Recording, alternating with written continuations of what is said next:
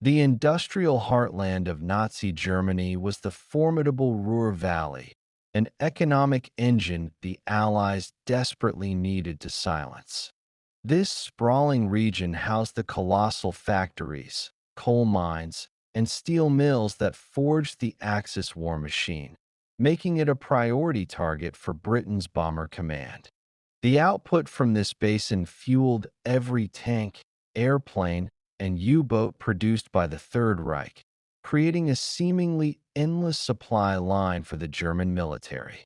German defenses believed the Ruhr Valley was impregnable, protected not only by fierce anti-aircraft artillery, but also by a critical geographic advantage.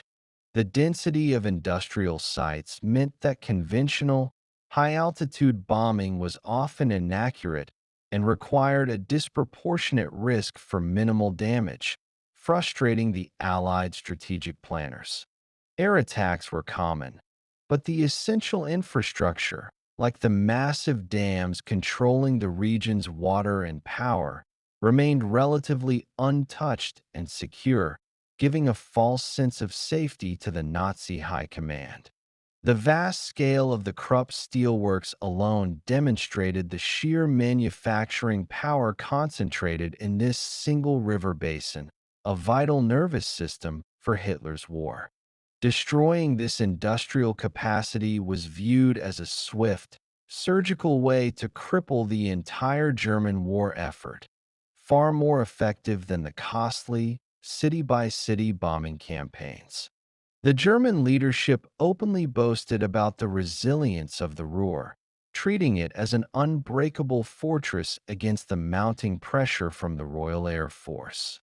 Controlling the massive water reserves was key to maintaining both the industrial output for cooling processes and the region's vast network of inland waterways, essential for transport.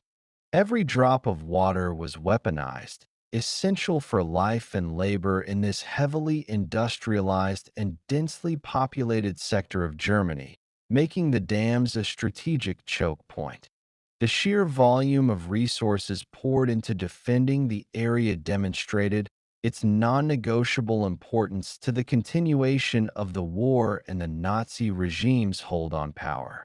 The Allies knew they needed an attack that was precise, unconventional, and devastating, something that could bypass the standard, layered defenses and strike at the very source of the valley's power. This seemingly safe industrial fortress represented the single greatest challenge to the Allied air strategy in the mid-years of the Second World War. The entire fate of the bombing campaign, and perhaps the course of the European war, rested upon finding a way to breach this defensive shield and cut off the relentless flow of war material. The vast network of waterways, railways, and roads within the region made it an almost self-contained economic entity, resilient to conventional, scattered attacks. The sheer scale of the operation required to sustain the Nazi war effort was entirely dependent on the continuous power and water supply regulated by the great dams above the valley. The industrial infrastructure was layered and redundant, meaning a single factory bombing was insignificant in the overall scheme of Germany's massive production capability. The only way to create a truly paralyzing effect was to target something fundamental and universally essential to every plant, every mine, and every transport route in the entire region. This realization led the British to look beyond the factories themselves and to focus their attention on the silent, concrete giants holding back millions of tons of water. The dams were the hidden masters of the Ruhr, the key to unlocking the valley's true vulnerability and turning its greatest strength into a crippling weakness. It was this seemingly impossible challenge that drove the search for an entirely new, revolutionary weapon and the men brave enough to deploy it on a single, fateful night. The confidence of the Nazi commanders in the Ruhr's security was about to be utterly and violently shattered by an audacious, almost fantastical plan of attack. The great dams of the Ruhr Valley, specifically the Möhne, the Eder, and the Sorp, were not merely large engineering projects but were recognized by both sides as military assets of immense value. The Möhne Dam, a colossal gravity dam, was the largest of the three, holding back over 130 million tons of water vital for the region's power generation and industrial cooling systems. Its thick, solid concrete structure was designed to withstand tremendous pressure and was considered an effectively impenetrable barrier against any conventional aerial bombardment available at the time. The Germans had reinforced these defenses with dedicated flak batteries and anti-torpedo nets, understanding that water-level attacks were a theoretical, though unlikely, danger. The Möhne's dam wall was over 100 feet thick at its base, presenting a daunting physical challenge that seemed to mock the destructive capabilities of even the heaviest conventional bombs. Any ordinary bomb dropped from high altitude would only chip away at the concrete surface, causing superficial damage that the structure could easily absorb and contain. The Eder Dam, though further south and providing water for a different system, was also critical, controlling the level of the Weser River and maintaining shipping routes. The loss of the Eder would severely impact the German inland transport network, complicating the movement of coal and finished war products across the country. Meanwhile, the Sorp Dam presented a unique challenge, as it was an enormous earth and rock embankment dam, not a solid concrete structure like the Möhne and Eder. This earthen construction meant a successful attack would not require a single, massive explosion, but rather a continuous, erosive force to wash away the core material. The water held back by all three dams was essentially a massive strategic weapon. Its controlled release was lifeblood. Its uncontrolled release would be cataclysmic. German intelligence was supremely confident in the dam's security, deeming them too robust to be destroyed by airborne weapons and too well defended for a low-level attack. The anti-torpedo nets strung across the reservoir's approaches were a testament to their belief that any attack would come in the form of naval-style ordnance, demonstrating a lack of foresight. The high-tension cables and searchlights crisscrossing the valley were a visible deterrent, designed to catch and destroy any aircraft foolish enough to fly low. The massive hydroelectric power stations at the base of the dams represented a significant portion of the Ruhr's electricity supply, compounding the strategic value of the structures themselves. Engineers had factored in substantial safety margins during the dam's construction, believing they had created structures that would outlast any war and any known weapon. This sense of security meant that the deployment of defense resources around the dams, while present, was perhaps not as absolute as it was in the most critical industrial centers, revealing a subtle vulnerability. The calm waters of the reservoirs, stretching out like placid inland seas, concealed the deadly torrent that would be unleashed if their concrete prisons were ever breached. The great concrete walls were symbols of German engineering might, standing as monumental and immovable testaments to their industrial and defensive strength. The British military understood that the destruction of these water defenses would achieve more than 100 separate factory bombings combined, a total paralysis of the region. The problem, however, was not only penetrating the defenses but designing a weapon that could deliver a knockout blow to a structure never intended to be destroyed. The solution to the impossible task of destroying the massive German dams lay not with the generals or the pilots, but with a quiet, brilliant engineer named Barnes Wallis. Wallace was already a respected figure in aviation, having designed the Wellington bomber, but his mind was constantly working on more revolutionary, unconventional concepts of warfare. He was a man driven by the strategic problem of how to end the war quickly and with minimal loss of life to Allied aircrews, focusing his ideas on massive, strategic bombing. His initial concept involved a 10-ton earthquake bomb designed to detonate deep beneath the surface and fracture large structures, but the immense Lancasters needed for this were not yet available. Wallace then turned his attention specifically to the problem of the dams, realizing the only way to destroy them was to deliver a charge underwater, right against the dam's inner face. A normal torpedo would be blocked by the anti-torpedo nets the Germans had deployed, forcing him to devise a method to simply bypass this line of defense entirely.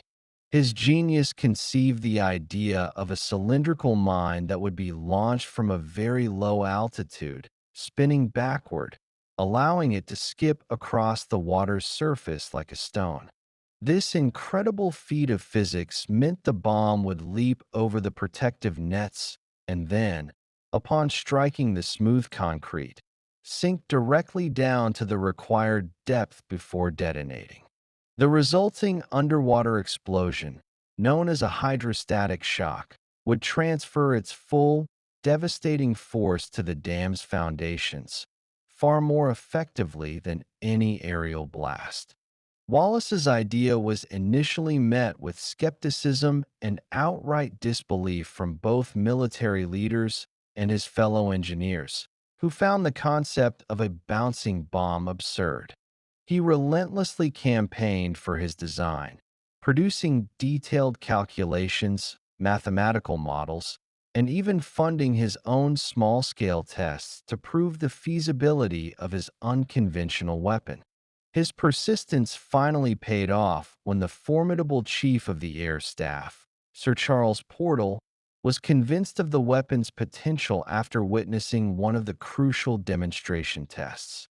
The challenge of not only inventing the weapon, but convincing the rigid military establishment to fund and trust such a radical departure from conventional ordnance was almost as great as the raid itself.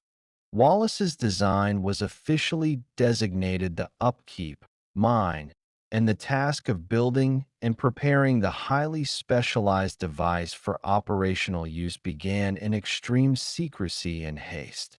The success of the entire operation, which would later be called Operation Chastise, rested completely on the validity of Wallace's complex, groundbreaking calculations and his revolutionary physics.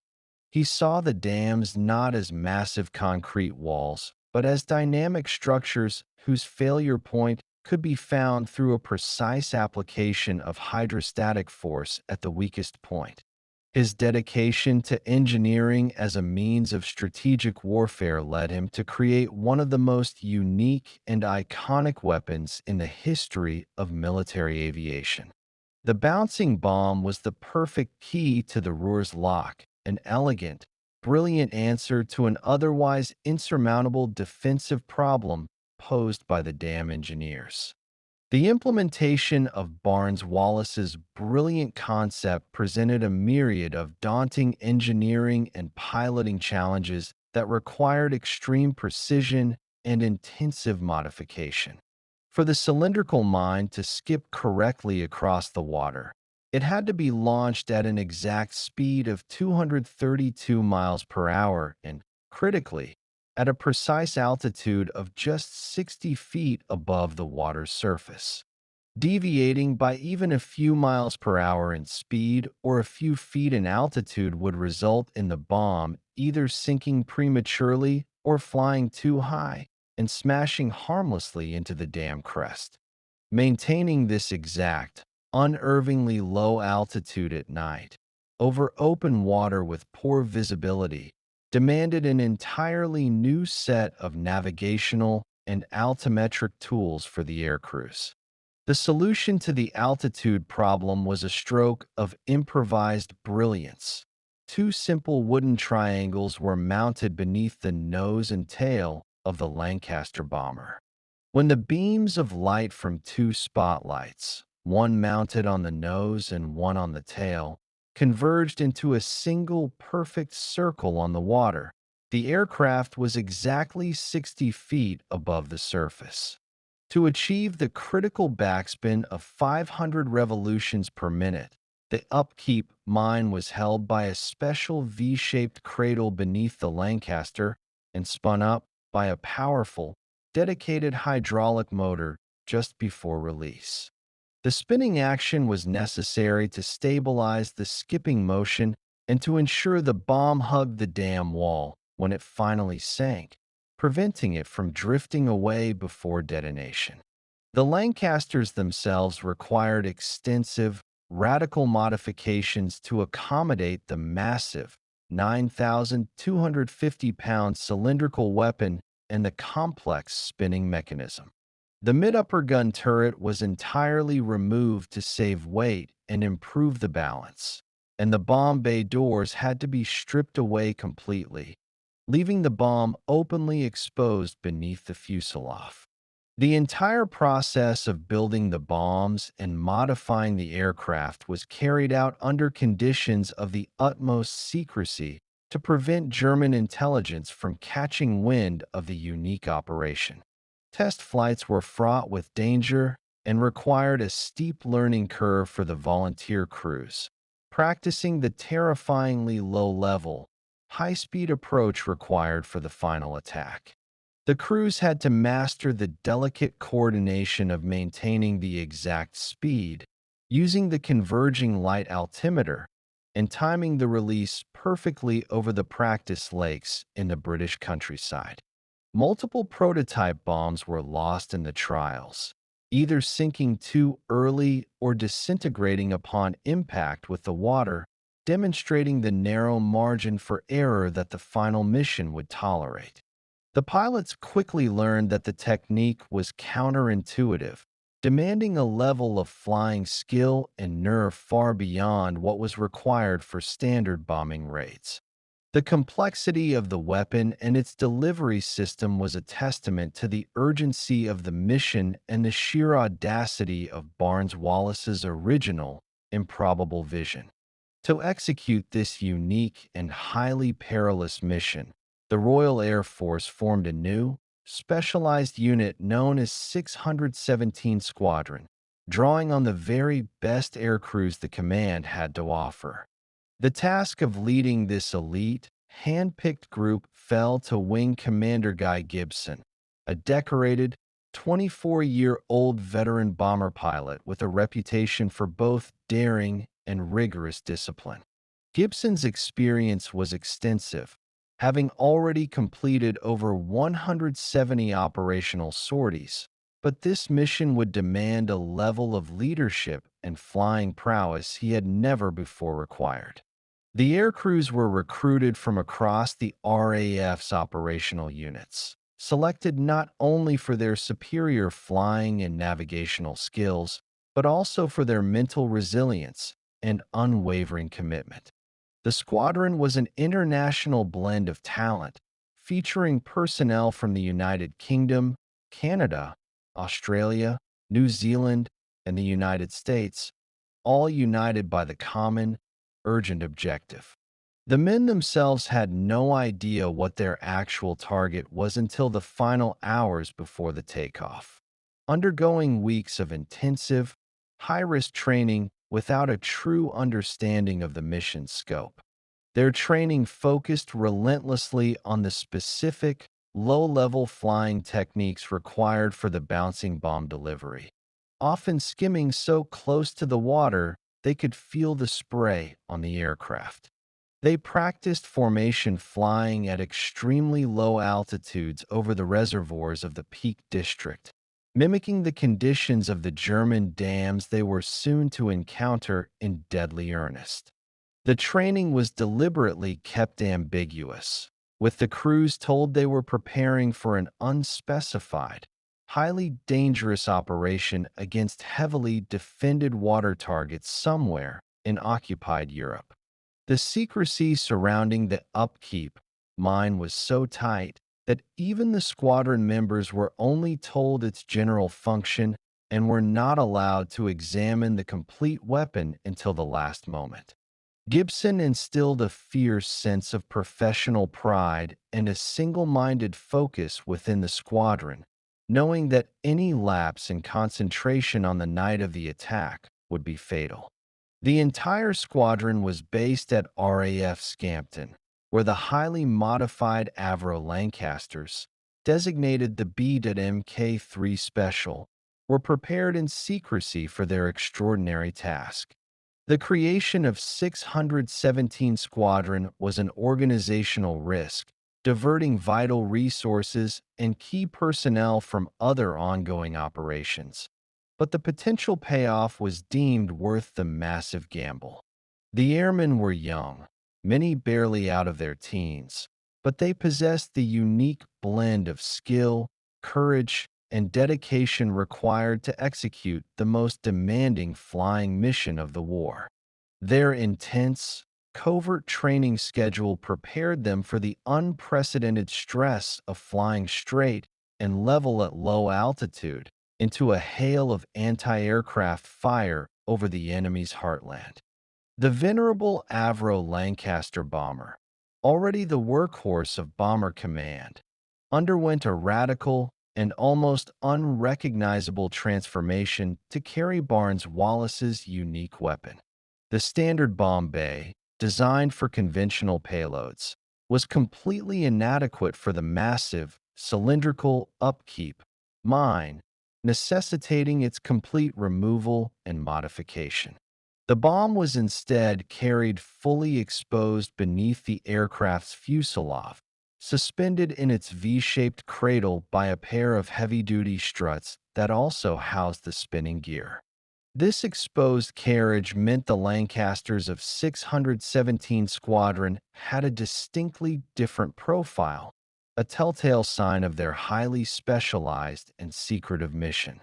The most critical and unusual modification was the installation of the hydraulic motor and chain drive system dedicated solely to spinning the bomb up to its necessary 500 revolutions per minute.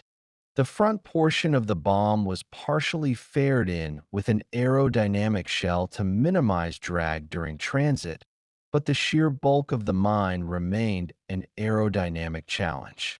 To facilitate the exact low-level flight required, the standard Norden bomb sight was useless and was replaced by the simple, yet ingenious, spotlight altimeter system. The two converging beams of light became the pilot's primary reference for height, a makeshift system that traded complex instrumentation for raw, human precision.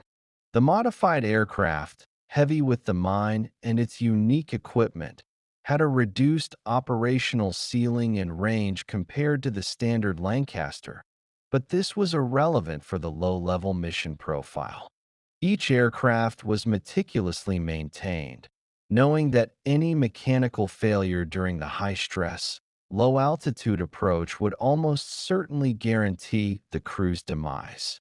The removal of the mid-upper gun turret freed up valuable weight and also created a smoother airflow over the fuselage, slightly improving the aircraft's handling characteristics at low level. The sheer engineering effort required to convert these frontline bombers into precise, low-altitude delivery platforms was a testament to the British commitment to the plan's success. Flying the modified aircraft required a new touch. The pilots had to adjust to the massive weight distribution and the reduced stability caused by the large, externally mounted payload. The unique look of the 617 Squadron Lancasters, with their strange underslung cylinders, made them stand out from every other aircraft in the Royal Air Force inventory. They were flying laboratories and highly specialized weapons platforms, designed for one mission and one mission only: the destruction of the Ruhr Valley's concrete sentinels. On the afternoon of May 16th, 1943, the crews of 617 Squadron gathered in the briefing room at RAF Scampton for the final, comprehensive unveiling of their target and mission. The atmosphere was thick with tension and anticipation, as weeks of grueling, vague training were about to be crystallized into a single, terrifying, and audacious objective. Wing Commander Guy Gibson walked to the front of the room and dramatically pulled back the curtain to reveal a massive map of the German Ruhr Valley, centered on the great reservoirs. The air crews were stunned to learn their target was the Möhne and Eder dams, colossal symbols of German industrial power that were considered virtually untouchable by any previous attack. Gibson meticulously detailed the flight plan, which required them to fly at hedge-hopping altitude across enemy territory to avoid radar detection, a flight of extreme danger in itself. The pilots were instructed on the exact attack run for each dam, including the specific bearings, the precise 60-foot altitude, and the critical 232-mile per hour airspeed required for the bomb's successful release. The navigational details were paramount, as straying even slightly from the planned route could lead to a disastrous encounter with high-tension power lines or concentrated flak defenses. The briefing also outlined the role of each wave of aircraft, with the first wave focused on breaching the Möhne and Eder, and a second wave tasked with attacking the Sorp and exploiting any success. Communication protocols were established, including the use of special code words, such as "goner," to indicate a successful strike, and "nigger," which was Gibson's own dog's name, used to confirm the attack was underway. The crews were informed about the formidable defenses they would face, including heavy flak towers, searchlights, and machine gun positions positioned on and around the dam structures. The mission was designated Operation Chastise, a name that perfectly captured the severity and punitive nature of the blow they were about to deliver to the German war machine. The sheer scale of the operation, the unique weapon, and the impossibility of the task settled heavily upon the shoulders of the young airmen, demanding every ounce of their professional commitment.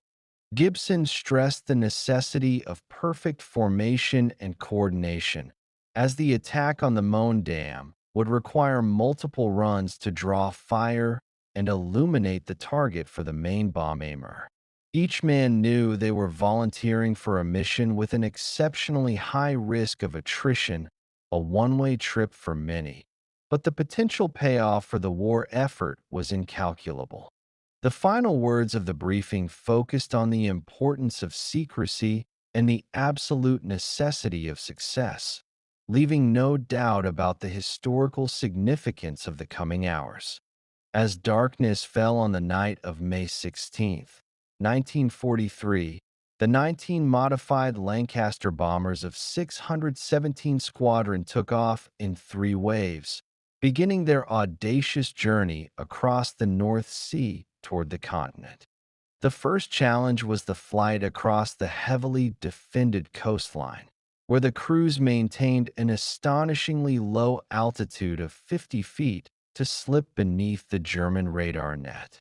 Flying at such a low level required immense concentration, as a slight lapse could send the bomber smashing into a coastal tree line or a sudden rise in the terrain.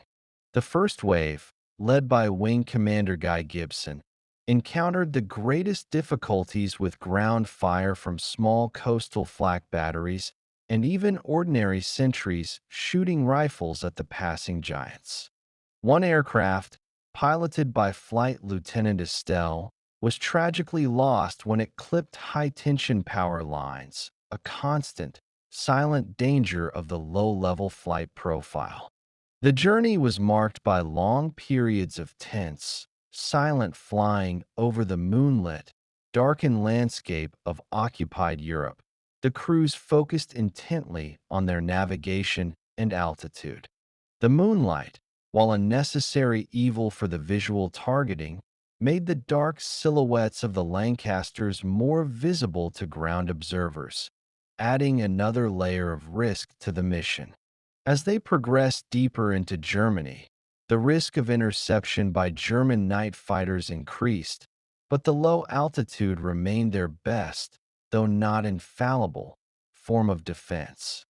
Gibson's formation pressed on, using their superior speed and the element of complete surprise to push toward the vital Ruhr region with unyielding focus. The second and third waves, following the same treacherous route, faced the increasing possibility of the German defenses being alerted by the passing of the earlier aircraft. Navigation over the featureless farmlands and winding rivers was a demanding exercise for the navigators, who had to rely on pinpoint map reading rather than electronic aids. The air crews were hyper-aware of the massive, unique weapons slung beneath them, a psychological weight that added to the already extreme pressure of the mission. The constant vibration, the roar of the four Merlin engines, and the ever-present danger of collision or enemy fire contributed to an atmosphere of sheer, visceral tension in the cramped cockpits. The entire flight was a masterpiece of airmanship and nerve, a sustained act of deliberate exposure to risk that had no precedent in the history of the Allied air campaign. They were flying not just a mission, but a calculated, physics-defying gamble, a race against time and the inevitable moment when the Germans would finally grasp the enormity of the threat they faced. Guy Gibson's aircraft arrived over the Moon Dam, a colossal target bathed in the light of the almost full moon, its structure dominating the landscape with an intimidating, silent power. The dam was immediately a torrent of concentrated flak, with heavy anti-aircraft fire lacing the sky, proving the German defenses were ready and waiting for an attack from any direction. Gibson, with a legendary act of self-sacrifice and leadership, flew his own aircraft repeatedly across the dam wall at low level, drawing the enemy fire away from the primary attacking aircraft. He acted as a decoy and a director, signaling to his fellow pilots and using his navigation lights to illuminate the precise line of attack through the defensive fire. Squadron leader Hopgood made the first attempt, but his aircraft was crippled by the intense flak, ultimately crashing into the reservoir after releasing his bomb, which missed the intended target. Pilot Officer Martin then successfully delivered his mine, which skipped perfectly across the surface, but the resulting explosion failed to breach the massive concrete wall, demonstrating the difficulty of the task. The third attempt, by Flight Lieutenant Maltby, finally achieved the required precise delivery, his mine bouncing faultlessly over the net and detonating deep against the dam's face. The force of the underwater explosion was immense, shaking the entire structure and sending a towering plume of water hundreds of feet into the air, but the wall still held. It was the fourth attack, flown by Flight Lieutenant Young, that delivered the critical, decisive blow, placing his mine perfectly against the already weakened structure. When Young's bomb exploded, the massive concrete structure could withstand no more, and a catastrophic, gaping breach finally appeared in the seemingly impervious wall. Gibson, flying his final pass, witnessed the unimaginable, a colossal torrent of water, rock, and debris violently erupting through the fractured dam and thundering into the valley below. The sight was both terrifying and victorious, a brutal testament to the power of the unique weapon and the unbelievable courage of the airmen who delivered it. The explosion and the subsequent flood were a clear signal of success, a devastating blow delivered right into the perceived heart of the Nazi industrial fortress. The mission at the Mon was a perfect synthesis of technological brilliance, meticulous planning, and profound personal courage in the face of near certain death.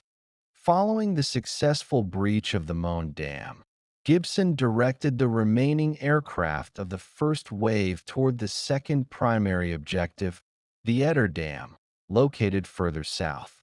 The approach to the Eder was uniquely challenging due to the surrounding steep, confining hills and the necessary sharp turn into the target, making the low-altitude run exceptionally difficult. The Eder Dam was surprisingly undefended by flak, a result of its isolated location and the German belief that the surrounding terrain made a low-level attack impossible.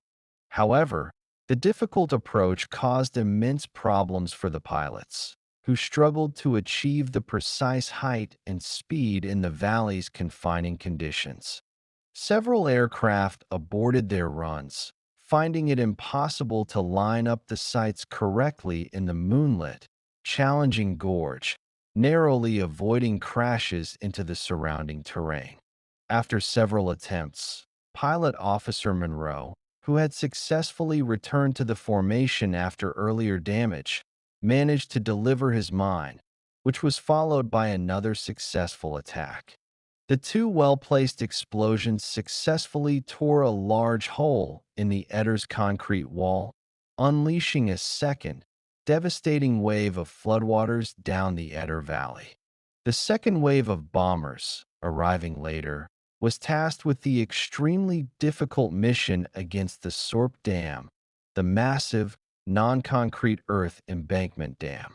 The nature of the Sorp required a different approach. The mine could not skip and instead needed to be delivered precisely along the crest to initiate a slow, erosive break.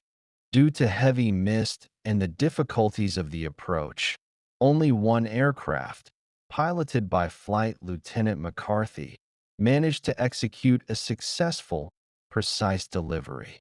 McCarthy's mine detonated exactly on target, causing some significant damage to the crest of the earthen wall, though it failed to achieve a catastrophic breach on the scale of the other two dams. The attacks on both the Eder and the Sorp were a secondary triumph, expanding the damage beyond the Mon and compounding the devastating effects of the initial breach. The three attacks demonstrated the incredible versatility of the upkeep mine, proving its effectiveness against both massive concrete and large earthen structures.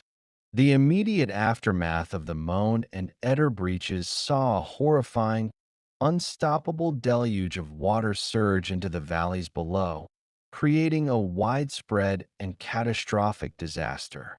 Over 330 million tons of water from the two reservoirs were released into the Ruhr and Eder river systems, transforming peaceful valleys into violent, churning torrents of destruction.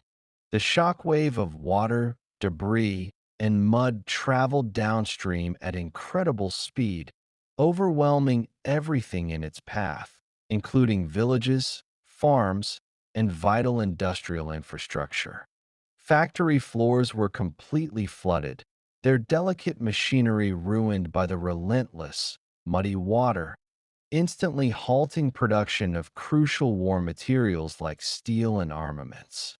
Hydroelectric power stations, the very source of the Ruhr's energy, were swept away or rendered inoperable, plunging huge sections of the industrial heartland into darkness. The floodwaters destroyed crucial bridges, disrupting the German railway and road networks, severely complicating the movement of troops and vital war supplies for weeks. Thousands of cattle, farm animals, and crops were lost, compounding the material damage with a significant blow to the local agricultural economy and food supply. The human cost was tragically high, with an estimated 1,600 people killed, a disproportionate number of whom were foreign prisoners of war and forced laborers working in the valley. The propaganda value for the Allies was immense, showcasing a successful strike against a seemingly untouchable symbol of the German war effort and providing a significant morale boost. In response, the German High Command immediately diverted massive resources, including thousands of workers and materials, from other critical projects to begin the monumental cleanup and repair operation. While the damage was severe, the Germans demonstrated a surprising capacity for resilience, managing to repair the Möhne and Eder dams much faster than Allied intelligence had predicted. The industrial output of the Ruhr Valley was severely curtailed for a few months, proving the temporary strategic success of the daring and costly operation. However, the psychological impact of the raid on the German leadership and the general population was arguably as significant as the physical destruction it wrought. The attack proved that no part of the Reich, not even its most heavily defended industrial fortress, was truly safe from the increasing reach and sophistication of the Allied air campaign. Operation Chastise achieved a significant and memorable tactical victory, forever cementing the name Dambusters into the annals of World War II military legend and history. The raid demonstrated a stunning level of engineering ingenuity and extraordinary piloting skill, becoming a permanent symbol of British wartime daring and innovation. The success of the mission brought immediate, worldwide fame to Barnes Wallis and Wing Commander Guy Gibson, who was awarded the Victoria Cross for his astonishing bravery and leadership.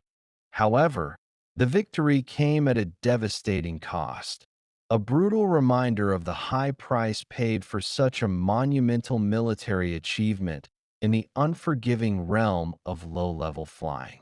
Out of the 19 crews that took off, 8 aircraft were lost, representing a harrowing 42% loss rate, and 53 of the 133 airmen involved in the operation did not return home. The young men of 617 Squadron flew straight into a terrifying gauntlet of anti-aircraft fire and navigational hazards, with the majority of the losses occurring on the low-level flight across enemy territory. The mission was a profound sacrifice, highlighting the immense bravery of the pilots, navigators, and bomb aimers who faced certain death to deliver their specialized, unique weapon. The lasting legacy of the Dambusters raid is a complicated mix of technological triumph and human tragedy, a story that continues to resonate with both awe and solemnity. The Specialized Squadron 617 survived the raid and was retained by the RAF for highly specialized missions, later achieving further fame with the use of Barnes Wallis's deep penetration earthquake bombs. The operation has been immortalized in books and the iconic 1955 film, ensuring that the tale of the bouncing bomb and the precision attack remains a cornerstone of military aviation lore. The raid forced the German command to shift anti-aircraft resources away from other crucial fronts, a strategic consequence that provided a secondary benefit to the Allied war effort. Today, the repaired dams stand as a silent testament to both the destructive power unleashed that night and the incredible human effort required to rebuild and recover from the catastrophe. The story serves as a powerful reminder of how technological innovation, combined with extraordinary human courage, can fundamentally change the course of warfare. The Dambusters' legacy is not only the sound of a dam wall collapsing, but also the memory of the young crews who flew their modified Lancasters into the darkness on that fateful, moonlit night.